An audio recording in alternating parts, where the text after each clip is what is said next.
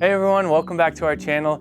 Today we're going to be talking about the differences between low traffic turf and high traffic artificial lawns and the importance of making sure that you're purchasing the correct material for the amount of foot traffic that you'll be receiving.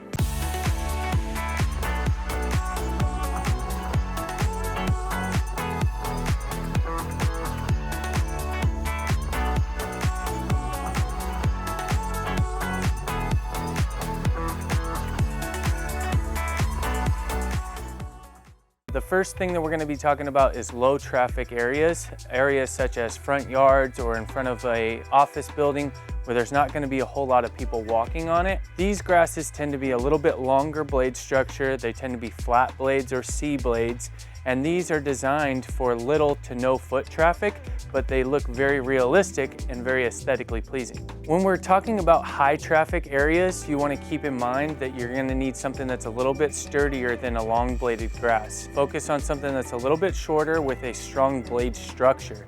An omega blade or an M blade is going to be really ideal for these types of situations. In a yard such as this, where there's going to be a lot of kids playing and dogs running around, this is a great grass that's a little bit shorter, a nice strong blade structure, but still very aesthetically pleasing. Here at US Turf, we have a product called Redwood Elite. It's designed for high durability. It's a little bit shorter, but still looks very natural. It has a nice omega shaped blade to it, so it's a very strong bladed product.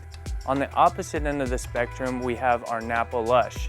That product is a long 2-inch blade, a 100-ounce product.